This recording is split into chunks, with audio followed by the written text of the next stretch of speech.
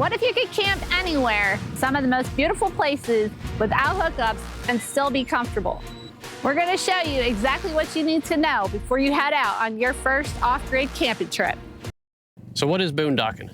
To put it simply, it's camping in your RV with no hookups, no water connection, no electrical connection, no sewer connection. You only have what you can take with you. So there are different types of boondocking. First one would be dispersed boondocking in places like this, such as BLM land, state land, national forests, recreation areas. Then you have boondocking where you're just spending the night in a parking lot, like a Walmart parking lot or a Cracker Barrel parking lot, or even harvest hosts or boondockers welcome is different types of boondocking. Because some harvest hosts, they'll offer you water, electric, or sewer, and other ones you're just staying out there in their field. So why would you want to camp like this? Well, most people do it for the freedom to go and explore beyond what the campgrounds actually have to offer. Some people do it for privacy and peace. That way you don't have to deal with all the crowds and the noise of an actual campground. A lot of people do it because it's budget friendly. It's free for most locations when you're boondocking. And then a lot of people do it because of the stunning locations that you can't catch when you're sitting inside a campsite at a campground. So where do you even find boondocking spots as beautiful as these ones? Like I mentioned before, you can check out BLM land, national forest, state trust land. We stayed at all of those and they've all been beautiful.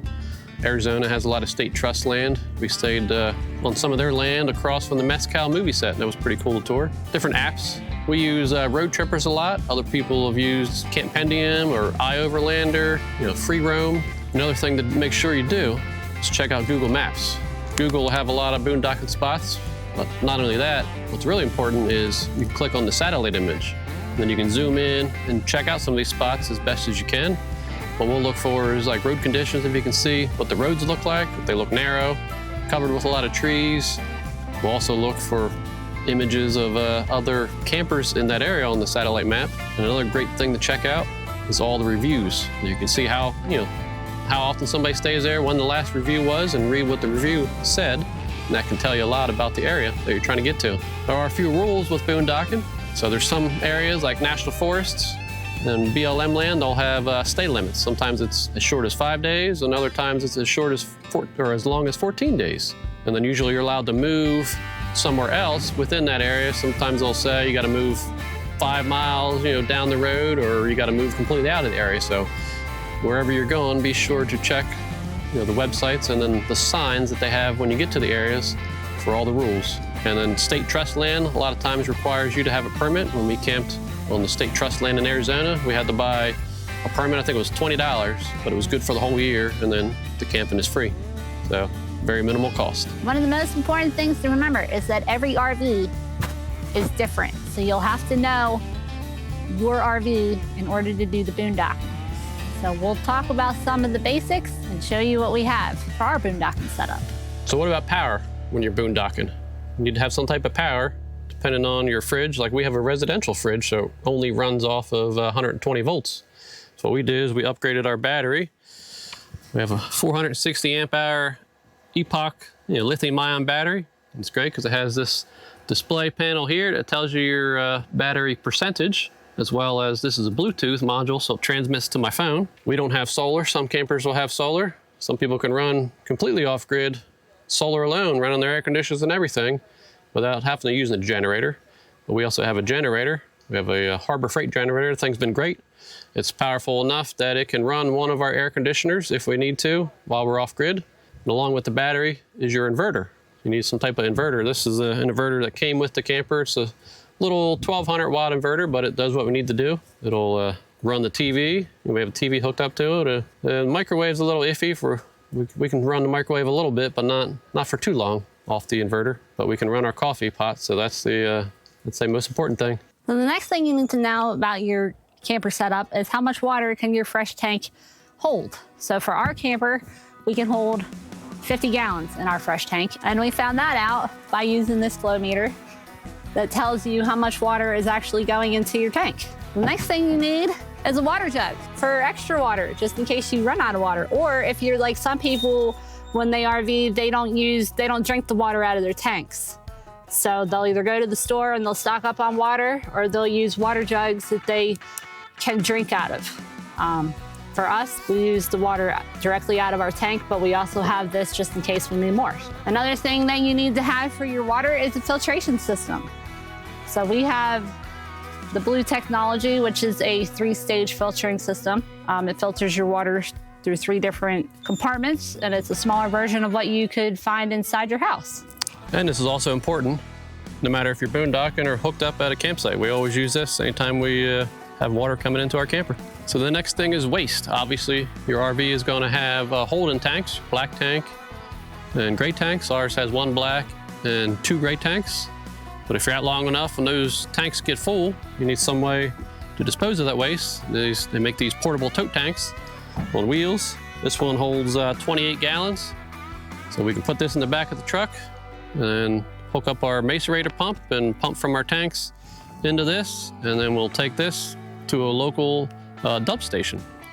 And you can find dump stations, online. Google will have some, and a bunch of those other apps that we mentioned, iOverlander or Road Trippers or any of those apps will show where the dump stations are in the area.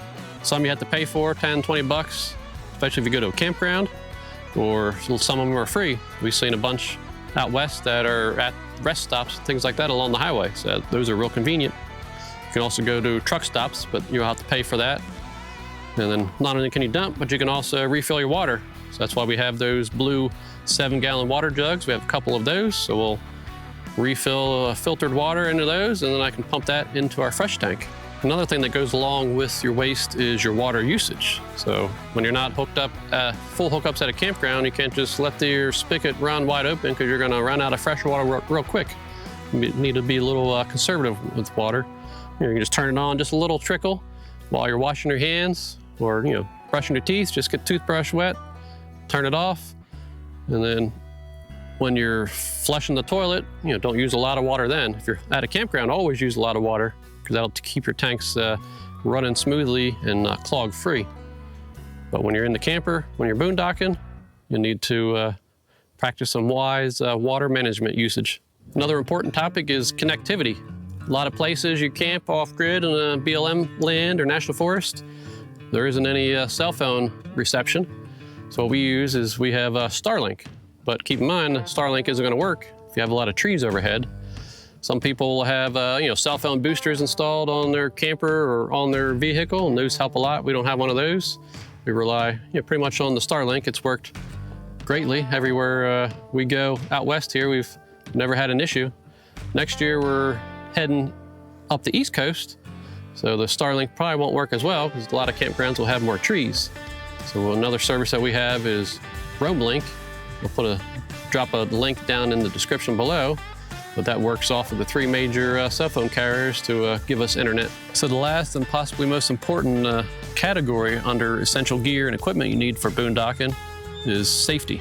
So you always want to make sure that you have a first aid kit with you. So we have a big one that we carry in the truck, and we have a couple other smaller ones that we have in the camper and ones that we take with us when we go out hiking. Especially out here when you're boondocking and you're further away from civilization, you need to have something that's going to be able to, work for you until you can get somewhere that you can actually get better care if in an instance that you might need it. A lot of these boondocking spots, you're miles and miles away from a hospital or an aid station, and 911 is going to take a long time to get to you. So make sure you have a good first aid kit so you can handle any injuries that arise while you're out boondocking and enjoying nature. Hopefully nothing happens. We haven't had to use ours yet, knock on wood, but it's always a good item to have on hand. You also want to make sure that you have some tools. Got some basic tools in a tool bag. Got some more tools up in my toolbox that are in the truck all the time.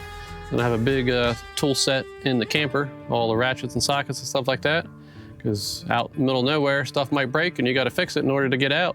It's going to be a real expensive bill if you got to have somebody come in and tow you out. Obviously, if it's too big of a repair, then you're going to have somebody come tow you out. So you might want to check your camper insurance and make sure that it'll cover recovery when you're out in the wild. Also, I always keep shovels on hand. Not only is this an important thing for putting out, if you have a campfire, you want to make sure it's dead out, so cover it up with some dirt, because obviously you're not going to have a whole lot of water out here. But it's also good if you're out on some backcountry roads and your truck gets stuck, you can kind of use that to move dirt around or shovel dirt out from under your tires or put it under your tires, depending on the situation. I also carry heavy-duty tow straps and chains that I can use to pull myself out or pull somebody else out if we come across somebody that is in trouble. You always want to help out your fellow campers. But it's up to you to decide what kind of tools and equipment you need to carry with you. Every camper and every person, every situation is different, so you got to decide what you need to take along. All right, now we need to talk about some safety while you're boondocking, as well as some etiquette. So obviously you want to make sure that you feel comfortable and safe in the area that you're in. We've never been to a spot yet that we felt unsafe. I mean, as we're driving in, a lot of stuff we're looking at. I'm looking at other campers, see, how they are, how they look, as well as the people. I mean, I'm not trying to judge a book by its cover, but you can tell a lot by how somebody's camper looks. You also want to check out the area as well, find you the perfect spot. So as you're pulling in, you just want to be looking at all this stuff, find an area that you're going to like, find an area that you're going to feel safe. Not only safe from people, but from animals too.